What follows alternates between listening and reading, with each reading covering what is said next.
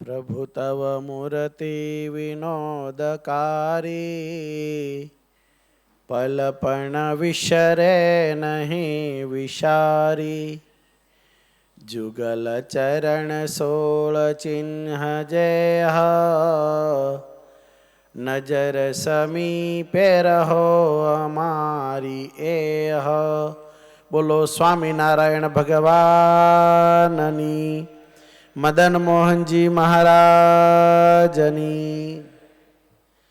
મદન મોહનજી મહારાજના 200મા પાટોત્સવના ઉપલક્ષમાં ચાલી રહેલા આ દિવ્ય મહોત્સવમાં વક્તા પદે બિરાજમાન સ્નેહી મિત્ર શાસ્ત્રી સ્વામી હરિપ્રકાશદાસજી સ્વામી, બીજા વક્તા પૂજ્ય હરિચરણ સ્વામી, પૂજ્ય હરિસ્વરૂપ સ્વામી, ધોલેરા મંદિરના કોઠારી સ્વામી હરિકેશવ સ્વામી, પુરુષોત્તમ સ્વામી, બીજા પુરુષોત્તમ સ્વામી, પૂજ્ય ભક્તિ સંભવ સ્વામી, આનંદ સ્વામી, હરિપ્રકાશ શાસ્ત્રીજી, વિજય સ્વામી, વિવેક સ્વામી, અક્ષર સ્વામી વગેરે તમામ સંતો અને બધા ભક્તોને ભાવથી જય સ્વામિનારાયણ. જ્યારથી સભામાં આવીને બેઠા છીએ ને, શાસ્ત્રીજીએ કથામાં કહ્યું એમ, અને અક્ષર સ્વામી અત્યારે બધાને આમ ઉત્સાહમાં લાવી દીધા એમ, અખંડ આનંદ આનંદ આનંદ અને આનંદની અનુભૂતિ થઈ રહી છે. અને તમને બધાને પણ થતી હશે.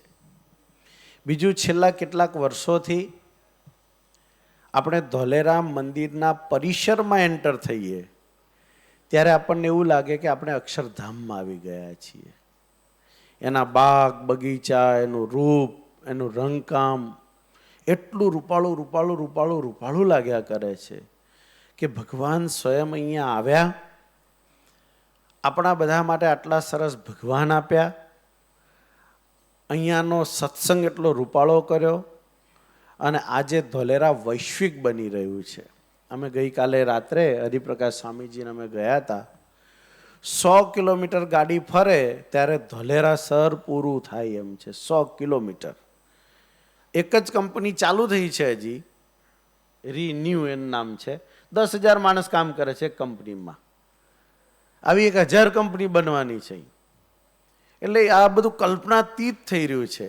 અને જ્યારે ધોલેરા શહેર તૈયાર થઈ રહ્યું છે એના પહેલાં ધોલેરા મંદિર સંપૂર્ણ રીતે તૈયાર થઈ ગયું છે.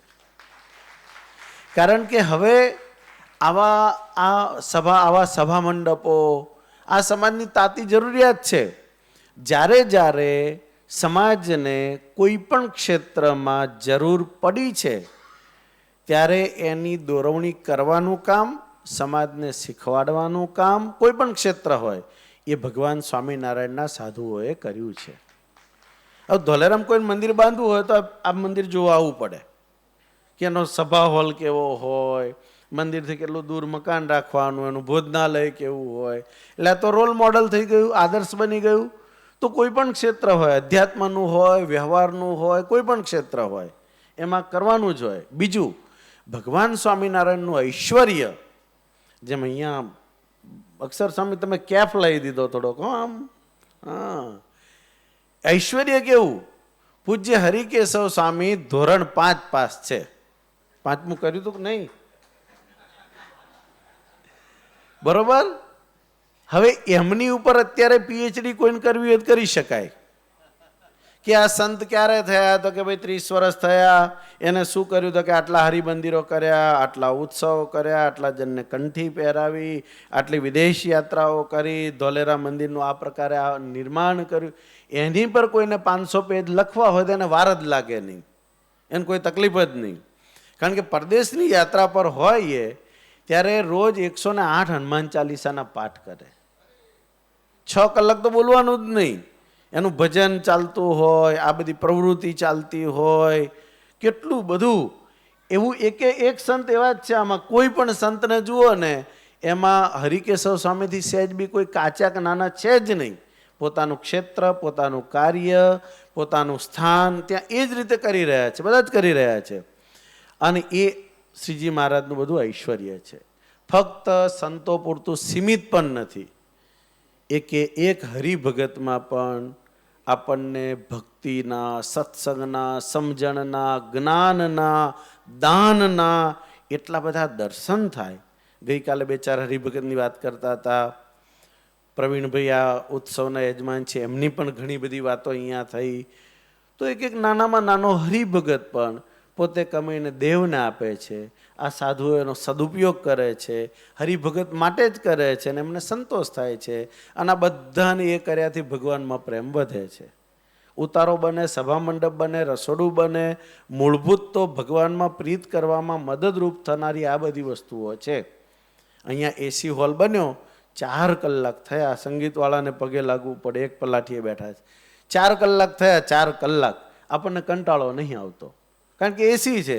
જો અત્યારે બહાર બેઠા હોત ને તો અડધા જતા રહ્યા હોત, બગા ખાતા હોત, અહીંયાથી જે વાતો આવે બધી અડધી થઈને આવે, એ બધું બન્યું હોત. એમાંનું કાંઈ નહીં. એટલે ભગવાને બહુ સુખ આપ્યું છે. સકારાત્મક ને પોઝિટિવ દ્રષ્ટિ રાખવાની.